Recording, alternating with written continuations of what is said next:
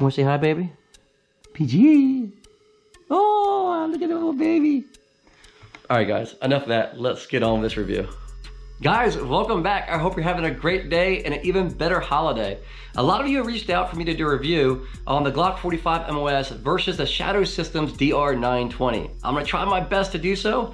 Currently the baseline is the DR920 has about 1,000 rounds to it and the Glock 45 MOS has about 3,000 plus. Currently, the Trijicon RMR 1 MOA is on the Shadow Systems DR920. You will see some previous footage from the Glock 45 MOS when I had it on there. But currently that's where it's at, is going to be on the Shadow Systems DR920. So when you see it on the Glock 45, I don't want you guys to get confused. It's just the previous footage that I had, so I wanted to include it so I can give you guys my honest review. Having said all that, if you're new to this channel, my name is Jeff, and this is where I share my personal passions. Any other thing from my personal gun collection, obviously in that box is where everything is. And on occasion, I review watches and my personal passion for cars. So thanks so much for tagging along. Like, share, subscribe, hit that thumbs up. I really do appreciate it. And let's get on with this review. Again, we're gonna be talking about the Shadow Systems DR920, the Glock 45 MOS. These are just a few other firearms that I have, but this is the case that I have everything in. So let's take a dive into these two and let's compare these and see what we have. First things first, as always, let's do a safety check and make sure everything is cleared. Firearm is cleared. And chamber and firearm is cleared. Kicking things off, we're gonna be talking about the Glock 45 MOS first. I'm gonna give you a brief history as to why I chose this particular firearm. Many of you started off with the Glock 19. However, I started off with the Glock 19X first, and then I got the Glock 19. Through many thousands of rounds later, comparing the two, there were some things in there that I wish I would have had on both those firearms. Front and rear serrations, and an option for a MOS compatibility and a full-size lower. Obviously, the 19X took care of the full-size lower, but the rest of these options came into play with the 45. 3,000 rounds later, and I still love this gun. Then, I got word of the Shadow Systems DR920. Now, this obviously is a full-size upper. This is a roughly 4-inch barrel, right? But I don't have the Glock 17 to compare directly to the full-size DR920. So forgive me for that, but this is what we have currently. When I got wind of the Shadow Systems, I didn't really know what to think. Many questions that you guys had, I had as well. What's the big deal about it? Is it worth the money? Should I just modify my Glock 45 MOS? Enhance the barrel, maybe lighten up the frame, or should I just go with the DR920? So, as always, in case you guys don't know, I am good friends with J&K Associates, though I do not get any kickback. So all my firearms are purchased along with the ammo. While I was at their gun shop checking out some new firearms, I saw this. I realized, man, it just feels so good in the hand. Now, having said that, there's been plenty of firearms that I have had in my hand that felt absolutely amazing, but I just didn't shoot them as well. Glock 45 MOS, this is a case in point. I'm gonna be honest with you. I don't like the way this gun feels, right?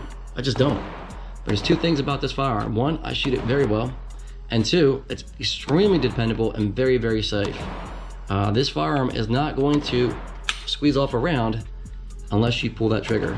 Right, it's got internal safety mechanisms as long as external as far as the blade on the trigger. So you can't say enough about these, Glocks in general. First thing I noticed when picking up the Shadow Systems DR920 is the weight. This platform is a full size, which is lighter than a Glock 19, let alone the Glock 45 MOS. Let's take a quick look, starting from the front and working our way to the rear. It comes with very aggressive front serrations, rear serrations, top serrations, Mariglow front suppressor sight, blacked out rear, lower 1/3 co-witness, and this is the proprietary RMR cutout. There is no plate with this cutout. It sits very low. I love that. And then of course you have your 1911 style grip. Your beaver tail is cut very aggressively, allows your weapon of your hand to get nice and high when you're grabbing this. The purchase is freaking awesome. Texture on the grip feels like kind of like worn out sandpaper grip on a skateboard, but it's, for me, it's absolutely perfect. And the undercut on this trigger guard, look at that. Oh man, nice. Your finger gets nice and high up there. And it comes with a mag well as well. And it's just going to slide right in right here. It bolts in pretty easily. So there's right off the bat, these are the first couple things I noticed, let alone the barrel, which you can see right here is fluted. Again, this is a full size. So you get a fluted barrel. It's gonna allow it to cool down a little bit more. As far as accuracy, that's really gonna depend on how you shoot, honestly. I shoot both these firearms pretty well. I couldn't tell you if this one's more accurate than the other. Obviously with a full size, it shoots a little easier in my opinion. Now, let's take a quick look at the 45 MOS. As you're going to notice right off the bat, look at the trigger guard. It's definitely thicker, right? I mean, that just goes without saying. And you're not gonna have your aggressive cuts on a trigger guard. When you're looking at the beaver tail, I mean, look at the difference, right? You definitely can get your webbing of your hand much higher and get a better purchase with the DR920. Now, you do have front and rear serrations on this. You know, press checks, it's going to be easy either way, if that's something you choose to do. I'm not going to go in depth about the press checks. Some people do or don't like them. I chose to put AmeriGlow front sights on this for suppressor height, and rear is going to be a tritium, and it's not blacked out, obviously, like the DR920. But with the MOS, you have to have a plate installed. Depending on which option you use, you still have to put a plate. So it's gonna sit a little higher.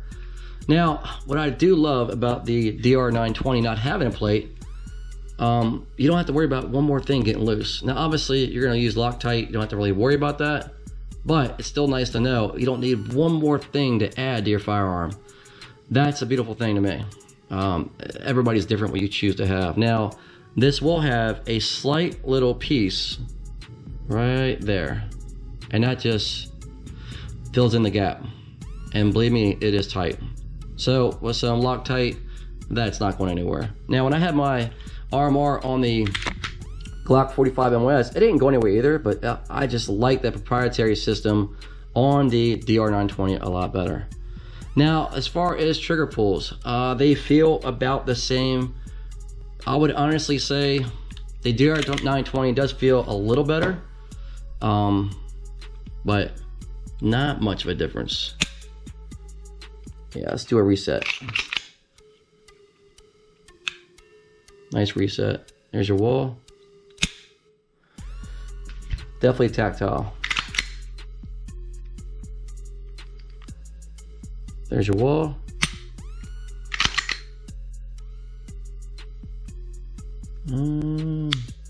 Comes out a little more. The wall comes out a little more on the Glock 45 MOS versus the DR920. Now let's talk price. So it depends on if you get Blue Label or if you just get it on sale or not, but on an average, these are right around $550 to $600 around about, right? The DR920 is obviously, with all the modifications, is going to be more expensive. So without the RMR, I purchased this, I believe, right around $850 or so. Now, depending on the market, places are selling them for more, 900 plus, even $1,000 or more. So I would say I'm going to average this price out to what I paid for it. I believe is right around, let's just say 900 after taxes, right? So let's say that's right at 600. So, you know, $300 more, is this worth it? Well, there's some things to think about. If you take your slide and send this out to get, you know, better front and rear serrations, I mean, you already have them on here, right? What are you gonna do? I guess maybe the top, add some front serrations to the top. You can do that. You know, that's up to you. Get the cutout for the window, maybe lighten it up a little. Maybe different designs, right? So you're gonna pay for that instantly right off the bat.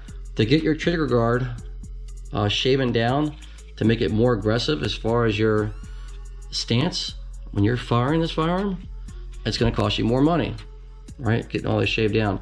The stippling, to get better stippling across this firearm, to get it all the way around, you have a slight gap right here. And this has, it's kind of a polka dot stippling. I don't know exactly what you call it, but it's not as aggressive to me. So to get better stippling done, you're gonna pay more for the firearm, right? And obviously, if you wanna get up here in a beaver tail, maybe get that, I don't know, shaved in more if you can, it's gonna cost more money. So in my opinion, by the time you spend the money to modify this anywhere like this, including the fluted barrel alone, you're gonna be paying for that, right? Also, the Glock 45 MOS did not come with these sights, so you gotta pay for the sights. Answer to your question, absolutely. This gun, in my opinion, is absolutely worth the extra money. So far shooting this gun, I would recommend you change out the straps and see what feels good to you. These are the large straps.